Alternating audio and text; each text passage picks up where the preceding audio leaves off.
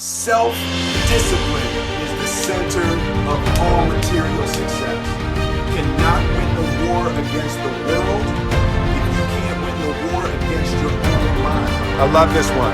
Fail early, fail often, fail forward. It's always a little bit frustrating to me when people have a negative relationship with failure. Failure is a massive part of being able to be successful.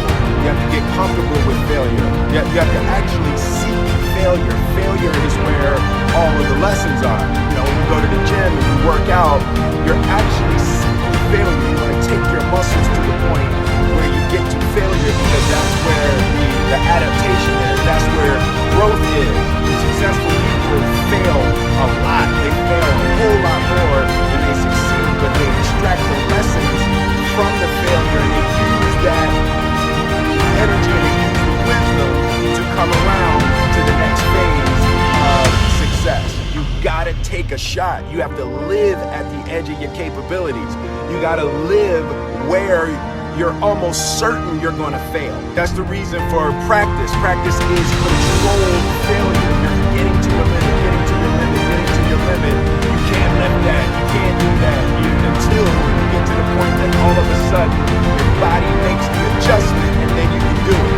Failure actually helps you to recognize the areas where you need to evolve.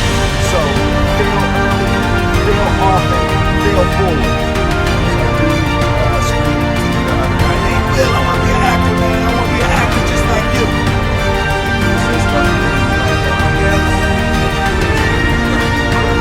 But I'm sitting here thinking it dawned on me, 90% of people that say stuff like that are not willing to do what it takes to make their dreams come true. The Marines have a saying, everybody wants to go to heaven, but nobody wants to die. And that's just real at the center with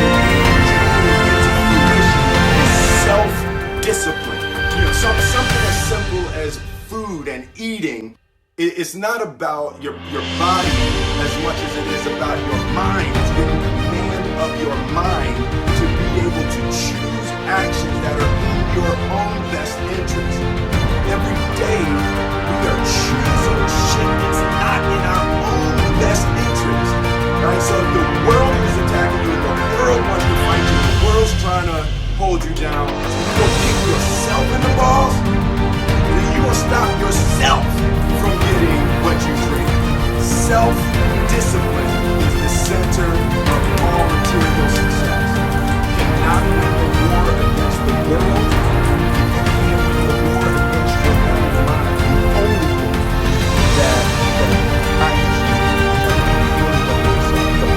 thing that I see that is distinctly different about me is I'm not afraid to die. But I will outwork, period. You might have more talent than me, you might be smarter than me, you might be sexier than me, you might do all of those things you gotta do in 9 categories. We get on the treadmill together, right? There's 2 things. You'll get comfort, you'll die.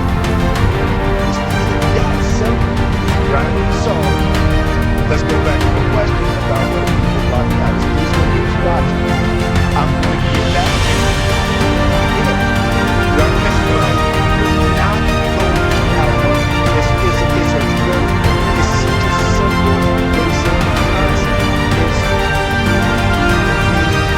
the guy who's living to hustle and hope.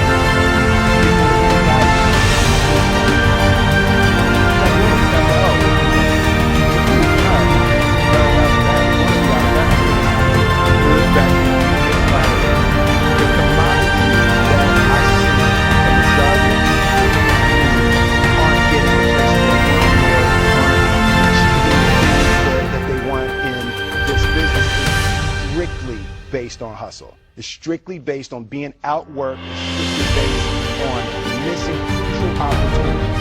I say all the time, if you stay ready, you ain't gotta get ready. I believe that self-discipline is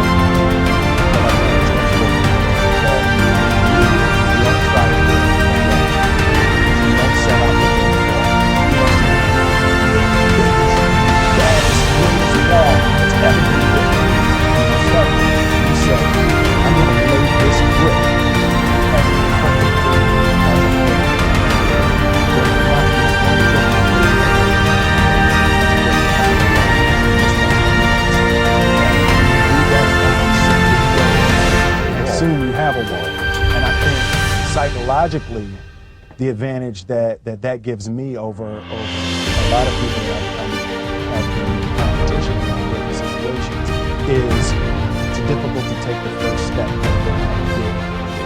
The task is never huge. It's always one great.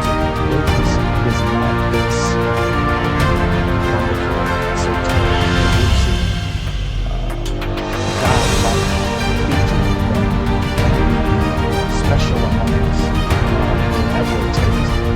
It's something that truly exists in all of us. So this is what I believe.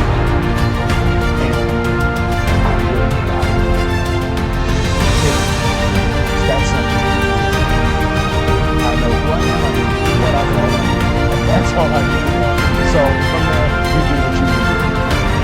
And I think what happens is the situation more complex. But if you're looking for complexity, you gotta be absolutely complex to understand. So that can't be that easy. The separation of talent and skill is one of the greatest misunderstood concepts for people who are trying to excel, who have dreams, and want to do things. Talent is skill is I've never really viewed myself as particularly talented. Where I excel is ridiculous, sickening work. You know, while the other guys sleeping, I'm working. While the other guys sleeping, I'm working. There's no easy way around it, no matter how talented you are. Talented or failure to that skill. You know, if you don't study,